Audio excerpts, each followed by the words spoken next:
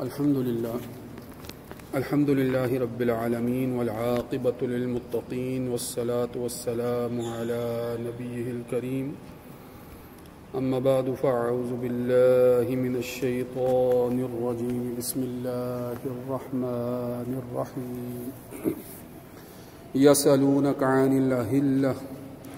قل هي مواقيت للناس والحج وليس البر بأن تأتوا البيوت من ظهورها ولكن البر من اتقى وأتوا البيوت من أبوابها واتقوا الله لعلكم تفلحون وقاتلوا في سبيل الله يقاتلونكم ولا تعتدوا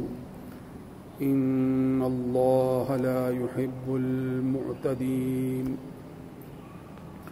واقتلوهم حيث ثقفتموهم وأخرجوهم من حيث أخرجوكم والفتنة أشد من القتل ولا تقاتلوهم عند المسجد الحرام حتى يقاتلوكم فيه فإن قاتلوكم فاقتلوهم كذلك جزاء الكافرين فإن انتهوا فإن الله غفور رحيم وقاتلوهم حتى لا تكون فتنة ويكون الدين لله فإن انتهوا فلا عدوان إلا على الظالمين وعن أبو أمامة رضي الله تعالى عنه قال رسول الله تعالى عليه وآله وسلم إن سياحة أمتي جهاد في سبيل الله وقال الله تبارك وتعالى إن الله وملائكته يصلون على النبي يا أيها الذين آمنوا صلوا عليه وسلموا تسليما اللهم صل على سيدنا ومولانا محمد وعلى آل وأصحاب سيدنا ومولانا محمد وبارك وسلم علیہ. سامعین محترم، میں نے آپ کے سامنے سورہ بقرہ کی آیت نمبر 199, 90, 91 اور 192 یہ آیات آپ کے سامنے تلاوت کی ہیں. پہلی آیت کے اندر جو سوال کیا گیا ہے یا سلونا کا کہ وہ آپ سے پوچھتے ہیں عن الاہلہ چاند کے بارے میں، یا سلونا کا عن الاہلہ وہ آپ سے ہلال جو پہلی کا چاند ہوتا ہے، باریک چاند جو کسی بھی قمری مہینے کے آغاز کی بنیاد ہوتا ہے، اس کے متعلق سوال کرتے ہیں. تو یقیناً اس سوال سے مراد یہ ہے کہ یہ جو چاند جو ہے یہ کبھی گھٹتا ہے کبھی بڑھتا ہے، تو اس کی حقیقت سے متعلق ہمیں آگاہ فرمائیے. یہ سوال جو ہے وہ آپ صلی اللہ علیہ وآلہ وسلم سے یہ پوچھتے ہیں. پوچھنے والے جو ہیں وہ اہل مدینہ ہیں، مدینہ میں مہاجرین بھی ہیں، انصار بھی ہیں، آپ صلی اللہ علیہ وآلہ وسلم کے صحابہ بھی ہیں. تو آپ صلی اللہ علیہ وآلہ وسلم سے جب یہ پوچھ رہے ہیں تو وحی کے ذریعے سے آپ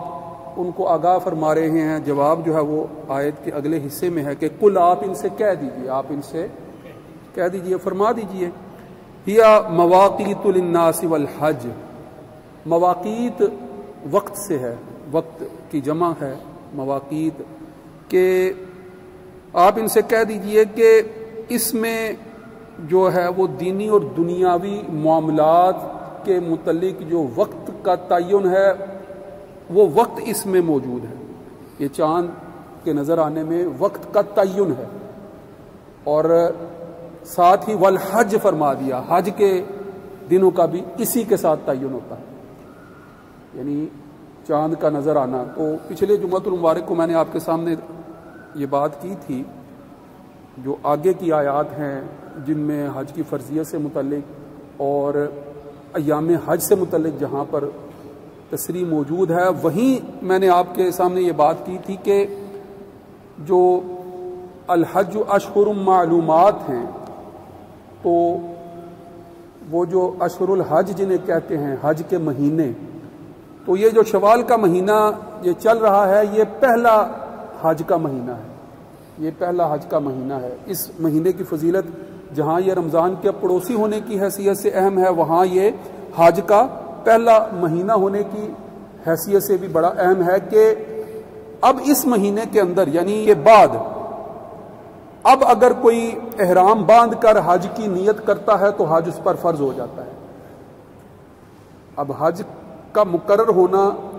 اب اگر اس سوال کو پچھلے جمعہ جو بات کی تھی الحج اشہر معلومات والی آیت کو، اور اس سوال کو پیش نظر رکھ کے جو ہے وہ وضاحت اگر ذہن میں بٹھائی جائے تو یہی بنتی ہے کہ جب اللہ رب العزت فرما رہے ہیں کہ اس میں حج کے مہینے کا تعین ہے، یعنی حلال کے نظر آنے میں، حلال یعنی چاند جو نظر آتا ہے، جو چاند دیکھا جاتا ہے، تو یہ جو پہلی رات کا چاند ہے، اس سے تعین کس کا ہو رہا ہے؟ حج کا تعین ہو رہا ہے، حج کے دنوں کا تعین ہو رہا ہے، حج کے مہینوں کا تعین ہو رہا ہے۔ تو جب فرمایا کہ الحج اشہر معلومات، تو اس میں دو طرح کی روایات ہیں، ایک شوال، ذیقعد اور ذی الحج، اور ایک روایت شوال، ذیقعد اور ذی الحج کے پہلے 10 دن جو ایام حج ہیں، بالخصوص جو پہلے 10 دن ہیں وہ اشہر الحج میں شمار ہوتے ہیں۔ اب ذرا غور کیجئے کہ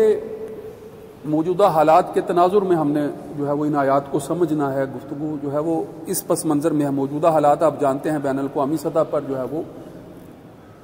ہم اگر غور کریں تو جس طرح امت مسلمہ بالخصوص غزہ اور فلسطین کے مسلمان بظاہر ہم ملکوں میں، قومیتوں میں تقسیم ہو رہے ہیں، ہو چکے ہیں، مگر آپ صلی اللہ علیہ وآلہ وسلم کے فرمان عالی شان کے عین مطابق کہ مسلمان آپس میں بھائی بھائی ہیں، اور اسی طرح جو ہے وہ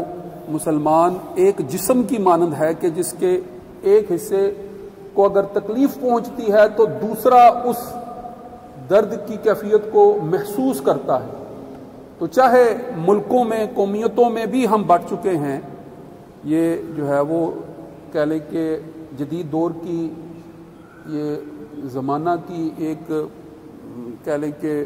ایسی صورتحال ہمارے سامنے آ چکی ہے کہ ہم امت مسلمہ ہونے کے باوجود متحد اور متفق کسی نقطے پر جو ہے وہ امت مسلمہ ہونے کے باوجود کوئی مرکزی قیادت نہیں ہے، کوئی مرکزی اعلان نہیں ہے، کوئی مرکزی حکم نہیں ہے، کوئی مرکزی سطح پر ایسی جو ہے وہ آواز نہیں ہے کہ جس پر سب لبیک کہتے ہوئے ایک ہی کام کے لیے جو ہے وہ سرگرم ہو جائیں۔ اب یہ بڑی سنگین صورتحال ہے، اور میں زیادہ تاریخ میں جانے نہیں والا، مگر صرف اشارتاً جو ہے وہ اشارہ کر دوں کہ سلطنت عثمانیہ، جو کہ ہم کہیں کہ خلافت راشدہ یا اس کے بعد جتنی بھی حکومتیں آئی ہیں ان میں خلافت راشدہ والی بات تو نہیں ہے، مگر سلطنت عثمانیہ جو آخری سلطنت تھی، اس کا جو سلطان تھا، عمومی لقب جو ہے وہ سلطان ہے، مگر خلیفہ بھی جو ہے وہ ان کو کہا جا رہا ہے، خلافت عثمانیہ بھی اس کو کہا جا رہا ہے۔ جب کبھی وہ یعنی مکمل طور پر 20ویں صدی کے آغاز میں مکمل طور پر جب اس کا خاتمہ ہوا 1920 سے پہلے تک کی جو تاریخ ہے، تو اس وقت تک تو یہ صورتحال تھی نا کہ کہیں ایک سے مرکزی آواز کوئی ایک اٹھتی تھی، کوئی کال جو ہے وہ ہوتی تھی، کوئی بات ہوتی تھی، جہاد کا حکم ہوتا تھا تو سارے جمع ہو جاتے تھے۔ اب جو ہے وہ مشکل یہ ہے کہ ہم ممالک میں تقسیم ہیں، ہم علاقوں میں تقسیم ہیں، علاقائی حکومتوں میں تقسیم ہیں، مسلکی یا فرقہ وارانہ تقسیمات تو ہیں ہی ہیں، وہ تو ایک الگ موضوع ہے، مگر جو سرحدی تقسیمات ہیں وہ بھی بڑی جو ہے وہ گہری ہو چکی ہیں، اتنی گہری ہو چکی ہیں کہ ہماری سرحد کو کوئی پھلانگے تو ہمیں غصہ آتا ہے، مگر مسلمان بیٹی کی حرمت کوئی پامال کر رہا ہو تو ہمیں غصہ نہیں آ رہا ہوتا۔ عجیب ہے یہ صورتحال، عجیب ہے صورتحال، بڑی افسوسناک صورتحال۔ بہرحال اس تناظر کو تھوڑا سا ذہن میں رکھتے ہوئے ذرا آپ صلی اللہ علیہ وآلہ وسلم کے دور کی جھلک کو بھی اور قرآن کے ارشادات کو بھی جو ہے وہ سامنے رکھیے کہ حج کے ایام کی تعیین بھی جو ہے وہ اسی چاند سے ہو رہی ہے۔ پھر فرمایا جا رہا ہے کہ وَلَيْسَ الْبِرَّ أَن تَأْتُوا الْبُيُوتَ مِن ظُهُورِهَا وَلَكِنَّ الْبِرَّ مَنِ اتَّقَىٰ، کہ نیکی اصل یہ نہیں ہے کہ تم اپنے گھر میں گھر کی پچھلی طرف سے داخل ہو جاؤ یا ہو، بلکہ اصل تو نیکی یہ ہے کہ تمہارے دل میں اللہ کا ڈر اور اللہ کا خوف کتنا ہے۔ اب یہ آیت کا مفہوم ہے، اور اس کا پس منظر یہ ہے کہ انصار جب حج کر کے یا مدینہ منورہ واپس آتے تھے، حج یا عمرہ سے جو ہے وہ واپس آتے تھے، تو ان کا طرز عمل یہ تھا کہ وہ گھر کے اندر براہ راست دروازے سے داخل نہیں ہوتے تھے۔ وہ سمجھتے تھے کہ اب ہمیں جو ہے وہ گھر میں اگر داخل ہونا ہے تو نیکی اس میں ہے، بھلائی اس میں ہے۔ یہ ان کی ایک اپنی اختراع تھی کہ ہم جو ہے وہ گھر کی پچھلی طرف سے کسی رستے سے یا پچھلی طرف سے دیوار پھلانگ کر کسی طریقے سے داخل ہو جائیں، دروازے سے جو ہے وہ داخل ہونا جو ہے وہ معیوب سمجھتے تھے،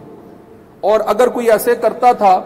تو اس پر لعن طعن اور ملامت ہوتی تھی کہ اس کو ایسے نہیں کرنا چاہیے تھا۔ جیسے معاشرے میں جو ہے وہ لوگوں کو منع کیا جاتا ہے کسی کام سے اور معاشرتی پریشر ڈالا جاتا ہے کہ یہ کام تم نے ٹھیک نہیں کیا ہے، ایسے ہی جو ہے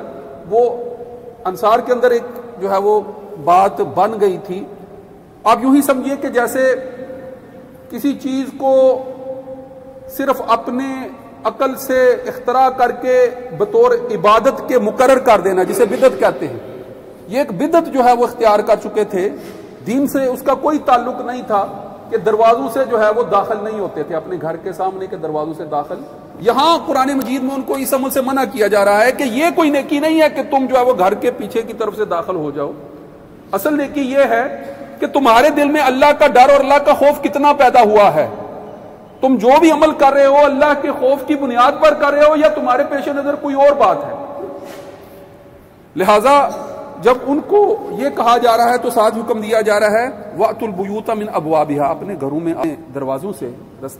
دروازے کے راستے سے، اور اس معاملے میں وَاتَّقُوا اللَّهَ، اللہ سے ڈرو، لَعَلَّكُمْ تُفْلِحُونَ، تاکہ تم کامیاب جو ہے وہ اسی میں ہے کہ تمہارے دل میں اللہ کا ڈر اللہ کا خوف ہے یا نہیں۔ پھر فرمایا وَقَاتِلُوا فِي سَبِيلِ اللَّهِ، اور ان سے لڑو اللہ کی راہ میں، یعنی جہاد فی سبیل اللہ کا حکم دیا جا رہا ہے۔ وَقَاتِلُوا فِي سَبِيلِ اللَّهِ الَّذِينَ يُقَاتِلُونَكُمْ، ان لوگوں سے تم سے لڑنے کے لیے آئے۔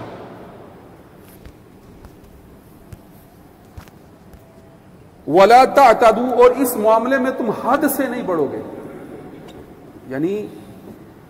جب کوئی تمہارے مخالف لڑنے کے لیے آتا ہے تو تم اس کا مقابلہ کرو، اس سے لڑو، اگر یہ نہیں ہے کہ تم بدلے میں جب لڑو گے ان سے تو اس قدر جو ہے وہ بدلہ لو گے کہ جس قدر تمہارے ساتھ جو ہے وہ معاملہ پیش ہی نہیں آیا، زیادتی تمہارے ساتھ ہوئی نہیں ہے اور تم ان سے بڑھ کر جو ہے وہ اقدامات کر رہے ہو۔ ان اللہ لا يحب المعتدین، بے شک اللہ تعالی حد سے بڑھنے والوں کو پسند نہیں فرماتا ہے۔ اب سورہ بقرہ کی یہ آیت نمبر 190 تفاسیر کے اندر درج ہے کہ یہ وہ پہلا مقام ہے جب جو ہے وہ جہاد پہلی دفعہ جو ہے وہ فرض کیا گیا۔ مدینہ ہجرت کے بعد جہاد پہلی دفعہ جب فرض کیا، اس سے پہلے مکی دور کے اندر آپ صلی اللہ علیہ وآلہ وسلم کو یعنی اگر کوئی زیادتی کرتا بھی ہے تو اس کو بدلے میں جو ہے وہ نقصان پہنچانے کی اجازت نہیں تھی۔ اس سے پہلے یعنی جہاد اور جہادی اقدامات، لڑائی جھگڑا، مقابلہ، اس طرح کی کسی بھی کیفیت کو اختیار کرنے کی اجازت نہیں تھی۔ اس سے پہلے جو ہے وہ مکی دور کے اندر جو ہے وہ آپ صلی اللہ علیہ وآلہ وسلم کی تعلیمات جو ہیں وہ زیادہ تر صبر اور برداشت کے پہلو کو جو ہے وہ اختیار کرنے والی تھی، مگر اب جو ہے مدینہ ہجرت کرنے کے بعد جہاں سب سے پہلے جو ہے نماز اور زکوٰۃ تو پہلے ہی فرض ہو چکی ہے نا، تو اب روزہ فرض ہوا اور روزہ فرض ہونے کے بعد جو ہے وہ جہاد بھی جو ہے وہ لازم کیا جا رہا ہے کہ اب مدینہ منورہ کے اندر آنے کے بعد مسلمان اب اس حیثیت میں نہیں ہے جس طرح سے وہ پہلے تھے، اب مستحکم ہو رہے ہیں، مضبوط ہو رہے ہیں، ان کی جو ہے وہ اجتماعیت میں اضافہ ہو رہا ہے، ان کے اہل مدینہ سے چاہے وہاں کے یہود ہیں ان سے معاہدات ہو چکے ہیں، وہ مدینے کے دفاع کے لیے جو ہے وہ مل کر کام کرنے کے لیے متفق ہو چکے ہیں، مواخات مدینہ ہو چکا ہے، اسی طرح جو ہے وہ میثاق مدینہ ہو چکا ہے، دونوں طرح کے معاہدات ہو چکے ہیں، یعنی مسلمانوں کو آپس میں بھائی بھائی، مہاجرین انصار کو بھائی بنا کر جو ہے وہ اخوت اور بھائی چارے کے مظہر کو جو ہے وہ واضح طور پر سامنے پیش کر دیا گیا ہے، اور یہودیوں کے ساتھ بھی قدرے جو ہے وہ معاہدہ کر کے اس وقت آپ صلی اللہ علیہ وآلہ وسلم نے مدینے کی دفاعی پوزیشن کو جو ہے وہ مضبوط بنا دیا ہے۔ اب اگر کوئی اس کے باوجود جو ہے وہ مسلمانوں کے تمہارے ساتھ کوئی زیادتی کرنے کے لیے آتا ہے، تمہارے اوپر کوئی حملہ آور ہوتا ہے، تو تمہیں بھی اس کا مقابلہ کرنے کی جو ہے وہ اجازت ہے کہ لڑو ان سے، اور اسی قدر جو ہے وہ مقابلہ کرو کہ جس قدر جو ہے وہ تمہارے اوپر جو ہے وہ حملہ کرنے کے لیے جو ہے وہ اقدامات کرتے ہیں۔ بہرحال یہ ابتدائی حکم ہے، بعد میں سورہ توبہ کی دیگر آیات سے بعض مفسرین کے نزدیک اس حکم کو جو ہے وہ منسوخ کر دیا گیا اس حکم سے کہ پہلے تو صرف جو ہے وہ دفاعی طور پر جو ہے وہ جہاد کرنے کی اجازت دی گئی تھی، بعد میں جو ہے وہ اقدامی طور پر بھی دین کی سربلندی کے لیے جہاد کرنے کے لیے اجازت دے دی گئی، اقدامات کرنے کے لیے اجازت دے دی، وہ بعد کے احکامات۔ یہاں جو بات میں کرنا چاہتا ہوں وہ یہ کہ اب آپ ذرا غور کرتے چلے جائیں، غزوہ بدر رمضان المبارک کا مہینہ ہے، غزوہ بدر رمضان المبارک کا مہینہ ہے، اور جہاد کی اجازت جو ہے وہ مل چکی ہے، لہٰذا اب وہ حملہ کے لیے نکل رہے ہیں تو آپ صلی اللہ علیہ وآلہ وسلم بھی اس کے لیے اقدامات جو ہے وہ کر رہے ہیں۔ اسی طرح جو ہے وہ رمضان المبارک کے بعد شوال کا مہینہ ہے، غزوہ احد جو ہے وہ شوال، رمضان اور شوال ان دنوں میں خندق بھی اپنا غزوہ کے لیے جو ہے وہ تیاریاں بھی کی جا رہی ہے رمضان ہی کی حالت میں، اور پھر رمضان کی حالت میں غزوہ احد بھی جو ہے وہ پیش آتا ہے۔ اسی طرح غزوہ احزاب جو ہے وہ خندق جو ہے وہ رمضان کے دنوں میں ہی کھودی جا رہی ہے، اور اس کے بعد غزوہ احزاب کا جتنا بھی محاصرے کا دورانیہ ہے وہ شوال کے اسی مہینے کا دورانیہ ہے غزوہ احزاب۔ تو یہ پہلے تینوں بنیادی غزوات اور ان کے اندر جتنی بھی جہاد کے متعلق جو ہے وہ تعلیمات ہیں، ان پر غور کریں گے تو خلاصتاً آپ کو بات جو ہے وہ صرف اشارتاً بتا رہا ہوں کہ آپ کو اندازہ ہوگا کہ یہ نہیں ہے کہ روزے رکھے ہوئے ہیں یا جو ہے وہ زکوٰۃ و صدقات اور عبادات کے اندر منہمک ہیں تو دیگر معاملات پر غور و فکر نہیں ہوگا۔ روزوں کی حالت میں جو ہے وہ میدان جنگ کے اندر جو ہے وہ برسر پیکار ہے آپ صلی اللہ علیہ وآلہ وسلم کی سیرت کے اندر یہ واضح طور پر جو ہے کہ روزوں کی حالت میں شوال کے ان دنوں میں جب حج کے مہینے شروع ہو رہے ہیں، حرمت والے مہینے تو جو ہے وہ ذیقعدہ، ذیالحج، رجب اور محرم کو مقرر کیا گیا، مگر اشہر الحرم میں تو شوال کا یہ مہینہ بھی شامل ہے، اور پھر اس سے ہی منہک جو اگلی آیت میں نے آپ کے سامنے ابھی جو ہے وہ تفصیل بیان انشاءاللہ کسی بات کے موقع پر کر دوں گا، مگر جو ہے وہ اس کا مفہوم آگے یہی آ رہا ہے، انشاءاللہ اس پر گفتگو مزید بھی کروں گا کہ اب جو ہے وہ آپ صلی اللہ علیہ وآلہ وسلم غزوہ احزاب سے فارغ ہونے کے بعد جب عمرے کی غرض سے جو ہے وہ مکہ کا رخ کرتے ہیں تو حدیبیہ کے مقام پر آپ صلی اللہ علیہ وآلہ وسلم کو روک دیا جاتا ہے، اور آپ صلی اللہ علیہ وسلم کے سارے ساتھیوں کو آپ سمیت جو ہے وہ حج یا عمرہ کرنے کے لیے آگے بڑھنے کی اجازت نہیں دی جا رہی ہے۔ اب یہاں پر جو ہے وہ حضرت عثمان رضی اللہ تعالیٰ عنہ کے قصاص کی بھی جو ہے وہ نوبت جو ہے وہ پہنچ چکی ہے، اور مسلمانوں کو جو ہے وہ اس حد تک جو ہے وہ اجازت دی جا رہی ہے کہ اگر تم سے یہ لڑتے ہیں حدود حرم کے اندر تو تم حدود حرم کے اندر بھی جو ہے وہ ان کا مقابلہ کرنے کی اجازت ہے۔ تو آپ یاد رکھیں حرمت والے مہینے کہ جن کے اندر جو ہے وہ حج فرض ہے وہ والے مہینے بھی شامل ہے۔ پوری دنیا میں زمانہ جاہلیت کے اندر بھی جن مہینوں کا احترام کیا جاتا تھا، حج کے لیے جو ہے وہ رستوں کو محفوظ بنا دیا جاتا تھا، اور دور دراز سے لوگ جو ہے وہ حج کے لیے جو ہے وہ مکہ مکرمہ کی طرف جو ہے وہ آتے تھے۔ اب جو ہے وہ پوری دنیا کے اندر جو ہے وہ ایسا جنگی ماحول مسلط کر دیا گیا ہے کہ یہ حرمت والے مہینے بھی جو ہے وہ محفوظ نہیں رہ گئے ہیں۔ تو یاد رکھیے کہ اگر حرمت والے مہینوں میں وہ پیش قدمی کرتے ہیں تو یقیناً حرمت والوں مہینوں کی جو ہے وہ حرمت اپنی جگہ پر مقدم ہے، مگر وہیں ساتھ یہ اجازت بھی موجود ہے کہ مسلمان بھی جس قدر وہ زیادتی کرتے ہیں ان کا پورا پورا بدلہ جو ہے وہ دے سکتے ہیں، حرمت والے مہینوں کے اندر بھی دے سکتے ہیں۔ ہمارا المیہ یہ ہو چکا ہے کہ ہم اپنی علاقائی سرحدوں کو تو محفوظ کرنا چاہتے ہیں، امت مسلمہ کی جو بیٹیاں ہیں ان کی ردائیں جو ہیں وہ چاک چاک ہو رہی ہیں، معصوم بچوں کو جو ہے وہ ایسا جو ہے وہ ظلم کا نشانہ بنایا جا رہا ہے کہ تاریخ میں اس کی کوئی مثال نہیں ملتی۔ ہم اپنی سرحدوں کو تو محفوظ کرنا چاہتے ہیں مگر امت کے تحفظ کے لیے کوئی اقدام کرنے کے لیے اجتماعی طور پر تیار نہیں ہو پا رہے۔ ہمیں اس کے لیے اٹھنا ہے، ہمیں اس اتحاد کے لیے اٹھنا ہے، ہمیں اس جو ہے وہ اجتماعیت اور اخوت کو جو ہے وہ لے کر اٹھنا ہے۔ صرف تکلیف کو محسوس نہیں کرنا بلکہ تکلیف دور کرنے کے علاج کی طرف بھی متوجہ ہونا ہے، وہ اقدامات بھی کرنے ہیں کہ جس سے جو ہے وہ تکلیف کے درما کی صورت پیدا ہو۔ وآخر دعوانا الحمدللہ رب العالمین۔ سنتیں ادا فرمائیں۔